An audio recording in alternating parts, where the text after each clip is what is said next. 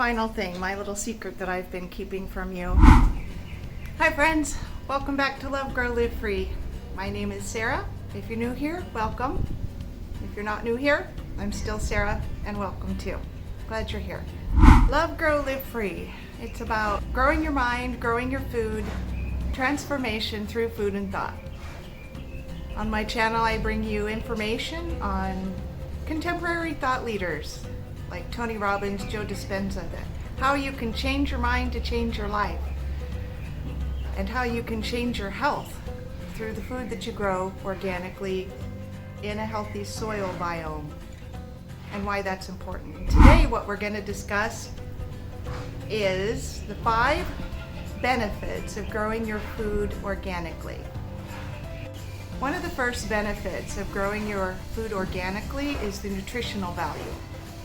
It's much higher than conventionally raised foods because there is not the chemicals, fertilizers, synthetic fertilizers, pesticides and things like that. So your body's going to be able to absorb more of the essential nutrients that each plant provides. That's number 1.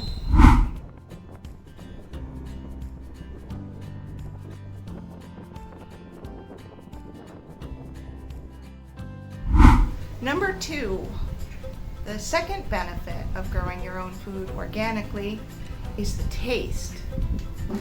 It actually tastes like food. One example I like to use is when I was in the US, I would buy bananas and they tasted like nothing. And since I have been down here in Mexico, everything tastes better.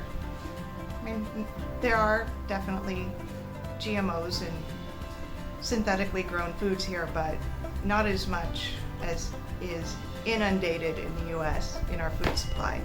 Basically, I'm having mouthgasms down here with all the high quality, wonderful food. I mean, it's just taste explosions in my mouth, and that is the benefit of growing organically without the use of chemical fertilizers, and dare I say, not eating GMOs, which are extremely toxic through my research and my opinion, in case the YouTube overlords decide to dox me for that. It's my opinion through 15 years of research.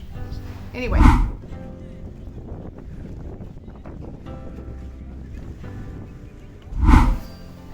The third benefit of growing your food organically is reduced exposure to chemicals. I don't really know what to say about this other than the fact that we are bombarded with toxic chemicals in everything, in our food, in our laundry soap, in our, walking into our homes. And if there's anything that we can do to reduce that toxic overload,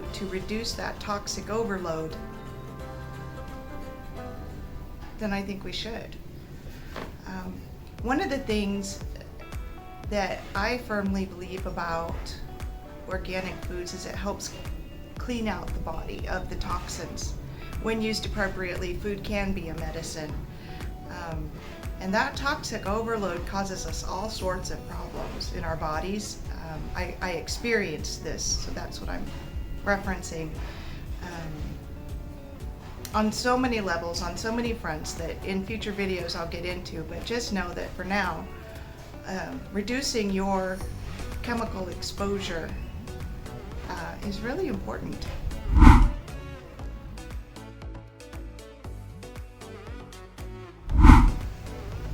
Another benefit of growing organically is it's a reduced burden on the environment, and by that I mean there's not the synthetic fertilizers and the toxic buildup and things like glycophosphates, which, let's say hypothetically they had good intentions originally.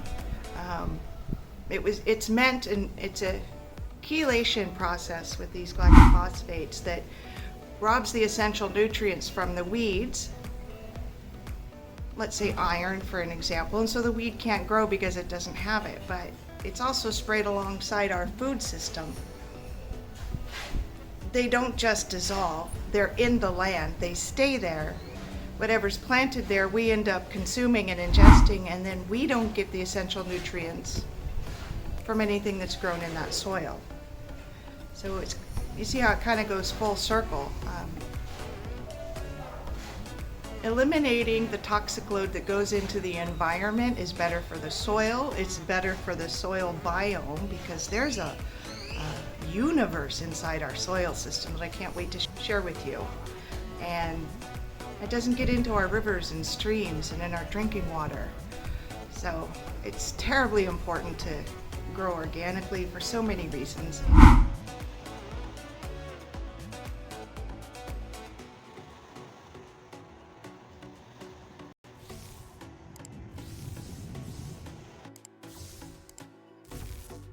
And the fifth reason is it runs the potential of saving you money in the long run.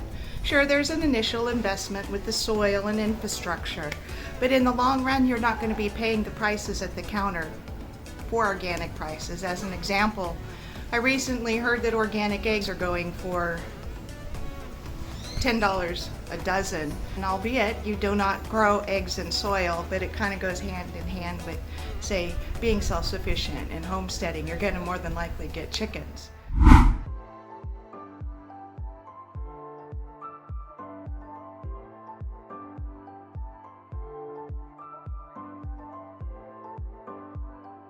And the final thing, my little secret that I've been keeping from you. One of the directions I want to take my channel is homesteading. But although I am not where I want to be right now, I'm in Cancun, running an Airbnb close to the beach. My dream is to own a homestead. And I watch all the channels like Roots and Refuge and, you know, Acre Homestead, and it's just my dream. And what Jess says from Roots and Refuge is turn your waiting room into a classroom. So in the future videos, we're going to be doing things like dehydrating and what else? Preserving food, and been looking at trying to get some chickens, but I'm not sure the weather is appropriate for chickens here. So I'll do some further research on that. But in the next video, we're going to be going over creating an organic soil biome, a healthy soil biome to grow your plants. And I am so excited because I have been waiting 2 years to start growing again. And although I technically don't have a property with soil, I'm going to show you how you can do container gardening.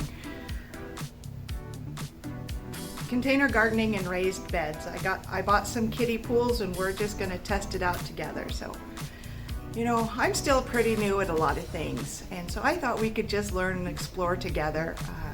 I have hundreds, if not thousands, of hours of watching, and when I was in Oregon, I did create a hugelkultur raised bed, 60 square feet, 2 feet tall. It was so beautiful, and I am going to share some pictures with you of how I developed my hugelkultur raised garden bed. Basically, what you do, it's a German gardening principle where you mound up soil over logs, branches, limbs, and you create this mound. And what happens is as the wood decays on the inside, not only does it absorb and retain water for the plants, it creates another micro ecosystem with beneficial insects and everything, and you end up just growing this beautiful lush garden. I made that soil gold between the mycorrhiza. I did mycorrhiza, rock dust, everything you could think of to make that soil gold. I did, even worm castings. It was, that soil could, $1 million soil, and I'm looking to recreate that here. Hopefully, I hope you join me. I'm looking forward to it. And, you know, it's especially great for drought-tolerant places too, drought-stricken places too, because if you have that wood on the inside and you water it, and then your soil is covered with, say, wood chips, you're not going to have to water that much. And in some places in the world, that's extremely important right now. So can't wait to share all these tips and tricks with you. Sending you much love. Bye for now. hold me back, take my time. Life is good, best I've ever felt. Oh, I feel so alive. As I reach out to the sky. I found my way. I was in the dark against it all, but made it through the day. Cause I found my way.